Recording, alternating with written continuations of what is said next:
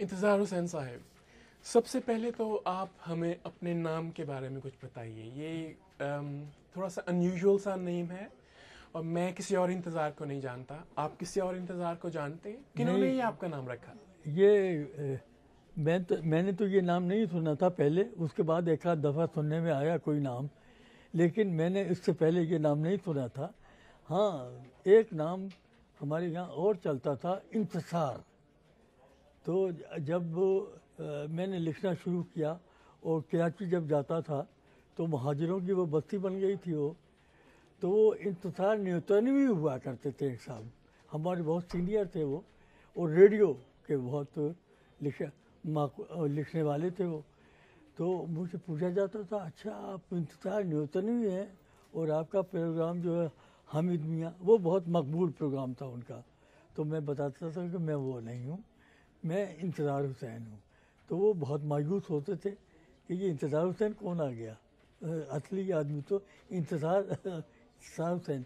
असल में मेरे नाम का मामला ये है कि मुझसे पहले 4 बहनें हो चुकी थी, और हमारे ख़ानदान को हमारे बड़ा इंतज़ार था कि भाई कोई लड़का भी पैदा हो। इतनी लड़कियां हो गई हैं, तो मैं जब पैदा हुआ तो फ़ौरन उन्होंने कहा इंतज़ार। इस तरीके से ये नाम रखा गया। आपने अब तक 126 के करीब अफसाने लिखे हैं, आपके 4 नॉवेल्स हैं, आपने काउंटलेस कॉलम्स लिखे हैं, प्लेस भी लिखे हैं, और ट्रांसलेशंस की हैं, चेकॉव की ट्रांसलेशन की, स्टीवन क्रेन की। और मैं इस पे देख रहा था आपके जो कहानियों का मजमूआ है, गली कूचे 1952 में शाया हुई, जी जी, और शहरजाद के नाम 202 में। जी जी इनके दरमियान 50 साल है, जी, आधी सदी को गुजर गई।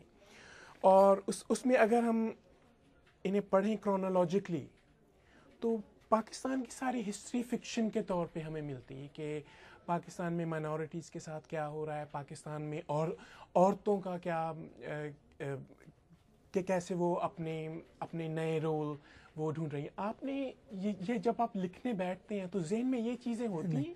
ये तो आप कह रहे हैं कि इन कहानियों में आपको पाकिस्तान की तारीख नज़र आई। मेरे मुतरदीन ये कहते थे कि ये इस शख्स ने पाकिस्तान की सरजमीन को कबूल ही नहीं किया है, और ये मादी में और हिंदुस्तान में बसा रहता है, और वही यादें इसका नॉस्टैल्जिया का मरीज है। तो मुझ पर ये इल्ज़ामात होते रहे, लेकिन वो गलत, बिल्कुल गलत। लेकिन जब वो मैंने नावल लिख लिए तो, और मुझसे ये एतराज़ किया जाता था, तो मैं पूछता था कि आपने मेरा कोई नावल पढ़ा है? तो मैंने कहा वो बस्ती पढ़ा है आपने, तो उसका क्या मौजू है, या ये आगे समंदर है, इसका क्या मौजू है? ये नॉस्टैल्जिया है सारा जो कुछ मैंने इन नावलों में लिखा है। तो उनके पास उसका कोई जवाब नहीं था। जी हाँ। तो अमीन, आपने अफसाने लिखे, उनमें आपने जा तक का इस्तेमाल किया, अलिफ लैला कलीला धिमना यूज़ किया, और फिर आपने कई कहानियाँ लिखी हैं, वो थोड़ी सी मिस्टीरियस सी हैं, पुरअसरार। एक आपकी कहानी का मैं वो देख रहा था का वो और मैं, वो कोई डेविड लिंच, वो जो हैं हॉलीवुड के फिल्म बनाने वाले, उनकी एक फिल्म हो सकती है कि एक साहब बैठे हैं किसी कॉफ़ी हाउस में, कोने में बैठे हैं, और दूसरे साहब कह रहे हैं कि ये कौन है शख्स, ये कौन है, और वो सबसे पूछ रहे हैं कि ये हज़रत कौन है, लेकिन किसी को नहीं पता कि वो कौन है, और वो गायब हो जाते हैं। और फिर बैरा आता है और बिल लेके आता है इन साहब के पास, वो जो पूछ रहे थे कि कौन है, कहता है कि जी वो आप ही बैठे हुए थे वहाँ। तो ये this could be a really mysterious story. And sometimes आप, तो जब आप, मेरा ये सब कहने की वजह ये है कि जब आप लिखने बैठते हैं, जब, तो आपके जहन में सबसे पहले क्या आता है? मौजू आता है, या कोई कैरेक्टर आता है, या सिचुएशन आती है? नहीं, कभी कभी तो ये होता है कि वाकई कोई कैरेक्टर जहन में होता है, लेकिन हमेशा एक ही तरीके से कहानी नाजिल नहीं होती आप पर, मुख्तलिफ सिचुएशंस होती हैं। बाद यानी मतलब मैं इस बात का कायल हूँ कि कोई बड़ा वाक़या गुजर जाए तो कोई लाजिम नहीं है कि फौरी तौर पर आपका रद्द अमल हो और आप लिखने बैठ जाएं। तो तरक्की पसंद तहरीक का जो मुतालबा था कि आज की जो सूरत हाल है आपको उससे गरज रखनी है تو میرا یہی تھا. لیکن میرے ساتھ یہ واقعہ ہوا ہے کہ ایک واردات گزری اور فوری طور پر مجھ پر اثر ہوا اور میں نے کہانی لکھنی شروع کر دی. مثلاً اس میں ایک کہانی ہے وہ مور ڈاما جو ایٹم بم کا تجربہ پہلے ہندوستان نے کیا, اس کے جواب میں پاکستان نے کیا. تو مجھ پہ اس کا بہت اثر ہوا. کالم والم بھی ایک آدھ لکھا میں نے. پھر میں نے ایک خبر چھوٹی سی پڑھی کہ اس علاقے میں جہاں یہ تجربہ ہوا تھا مور مر رہے ہیں کیونکہ اس فضا میں جو یہ مسموم ہو گئی اتنی کہ مور مرنے لگے. اچھا میں اس علاقے کا دورہ کر چکا تھا اور میں اس سے بہت انسپائر تھا اس علاقے سے, کیونکہ مور اتنی تعداد میں نے زندگی میں نہیں دیکھے تھے. حالانکہ ہم بچپن میں برسات کے زمانے میں ہماری جو بستی تھی, مور کی آواز جب بارش تھمتی تھی شام کو تو مور کی آواز بڑی عجیب طریقے سے آتی تھی. لیکن میں نے ایسے مور نے تو اس کا مجھ پر اثر ہوا تو پھر میں نے یہ کہانی لکھی. اب اور یہ کہانی آپ نے پڑھی ہوگی جس طریقے سے پھر میں وہ اس صورتحال کو بیان کرتے کرتے کہیں سے کہیں نکل گیا, مہابھارت تک پہنچ گیا. جی ہاں. اور دوسری ایک اور ذہن میں ابھی آئی, کانا دجال آپ نے کہانی لکھی تھی, وہ جو اسرائیل کی 19 کی وار کے ساتھ موشے دیان کا اس کہانی میں ذکر ہے, وہ آپ نے کب لکھی؟ اچھا وہ بھی یہی ہوا ہے کہ جب یہ سن 67 کا واقعہ ہوا اور عربوں کو جو مصر کی جس طریقے سے تباہی ہوئی ہے اور جو عربوں کا حال ہوا ہے اس جنگ میں, تو اس کا اثر ہم پہ ہو نہیں تھا, مجھ پہ بھی ہوا. تو فوری طور پر 2-3 میں نے کہانیاں لکھی. اچھا ہوتا یہ ہے کہ جب میں فوری طور پر کوئی حادثہ ہو اس پہ لکھوں تو ہوتا تو وہ حادثہ ہے لیکن وہ پیچھے کی طرف چلا جاتا ہوں. اب کانا دجال کی جو لیجنڈ ہے جو میں بچپن سے سنتا چلا آیا تھا, تو وہ لیجنڈ جو ہے یہاں آ کر اس افسانے میں گھل مل کر اور معنی کچھ سے کچھ بن گئے. جی ہاں, ویسٹرن رائٹرز کو بھی پڑھتے ہیں آپ نے. چیکوف کو ٹرانسلیشن کیا, جی اور آپ نے اسٹیون کرین کو ایز اے سیڈ ٹرانسلیٹ کیا. کافکا کو آپ نے پڑھا؟ کافکا کو ہاں پڑھا تھا. جی ہاں, آپ کی کہانی کایا کلپ, مجھے وہ تو سب سے پہلے جو میں نے اس کی تحریر پڑھی وہ یہی کہانی تھی, میٹامورفوسس, وہ جو ان میں سے اس کے بعد ٹرائل اور کاسل وہ تو بعد کی باتیں ہیں, لیکن پہلے یہ کہانی پڑھی تھی. جی ہاں. اچھا تو آپ کی ایک کہانی کے بارے میں نے آپ سے اسپیسیفکلی پوچھنا ہے, وہ ہے بندر کہانی.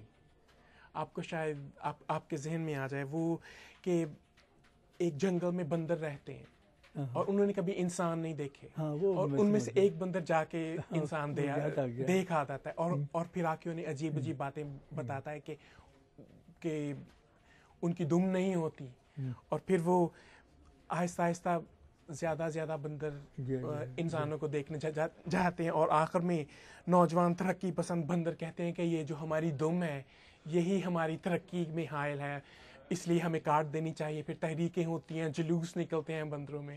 تو آپ کہنا کیا چاہ رہے ہیں اس پہ؟ دیکھیے, کہانی کہنے والے کو اپنی کہانی کی وضاحت کبھی نہیں کرنی چاہیے. وہ تو پڑھنے والا جو ہے اپنے طور پر اس سے معنی مرتب کرتا ہے. اگر کہانی کہنے والا اس کا مطلب اپنے طور پر بتا دے تو اس نے تو معنی کو محدود کر دیا نا. جی. اور ڈرنے کی بات ہے کہ کہانی ڈرنے کی بات ہے کہ جب کہانی ختم ہوتی ہے تو کئی بندروں کے ہاتھ میں استرے ہوتے ہیں, تو وہ کہتے ہیں, وہ جو ایک ان میں ذرا دانا سا بندر ہوتا ہے وہ کہتا ہے کہ پہلے اپنی دمیں کاٹیں گے پھر ایک دوسرے کے گلے کاٹیں گے. تو اور آخری میں نے فکشن سے ہوتے ہوئے لیٹس کوئکلی آخر میں آپ کی نان فکشن سے کچھ میں آپ سے بات کرنا چاہتا ہوں. آپ نے لاہور میں سب کچھ دیکھا, ٹی ہاؤس میں جو ہوا, وہ جو انجمن وغیرہ ادبی انجمنیں بنی, اور آپ نے بھی کہا بھی ان میں سے, تو آپ تھے وہاں جب غلام عباس صاحب نے اپنی کہانی ہوٹل موہنجو داڑو پڑھی؟ تو جناب میں اس جلسے میں موجود تھا. جی کچھ فرمائیے. تو وہ تو بڑا اچھا ایک طریقے سے تو پیش گوئی کی تھی غلام عباس نے. بعد میں جو کچھ ہوا پاکستان میں وہ کتنے سال پہلے وہ کہانی لکھ چکے تھے. وہ سب ویسے آپ کی کہانیوں میں بھی ہے, لیکن وہ انہوں نے کہا نا کہ اچھا وہ اس کہانی کا احوال سنیے. اس کا عنوان تھا دھنک. جی ہوٹل منجو دارو جو ہے ترجمہ کرتے ہوئے خالد حسن نے اس کا عنوان رکھا ہے اور صحیح رکھا ہے. یہ عنوان اس کا زیادہ مناسب ہے. تو وہ کہانی جب سنائی تو وہاں اس زمانے میں دو گروہ بڑے زبردست رہتے تھے. اس زمانے میں بھٹو صاحب کی تحریک چل رہی تھی اور ایک تو اسلام پسند جی بہت زوروں میں تھے جی اور ایک وہ اسلامی سوشلزم والے. جی تو وہ ان دونوں سے وابستہ جو دانشور تھے وہ بھی بڑی ایک دوسرے کے خلاف اور حلقہ باب ذوق میں دونوں قسم کے لوگ آتے تھے. جی تو جب یہ کہانی سنائی غلام عباس نے تو ایک ساتھ ہنگامہ ہو گیا جی ہاں اور وہ جو تھے اسلام پسند انہوں نے بہت احتجاج کرنا شروع کر دیا. اس طرف سے یہ ہوا. اب ہمیں یہ اندیشہ ہوا کہ یہ غلام عباس پر اتنے وہ وائلنٹ ہو رہے تھے اتنے کہ کہیں ان پر حملہ نہ کر دیں. تو ہم جلدی سے انہیں پکڑ کے وہ عباس صاحب کو باہر لے گئے اور ٹی ہاؤس میں کہا کہ وہاں چل کے چائے پیتے ہیں. اچھا جی اوکے تو اس کے بعد جب یہ دور گزر گیا اور وہ دور آیا تو ہمارے یہاں اجوکا تھیٹر ہے. تو میں نے کہا آپ کیا کرتی رہتی ہیں, وہ کہانی پڑھیں, وہ اس زمانے کی کہانی ہے, اسے ڈرامہ بنائیں.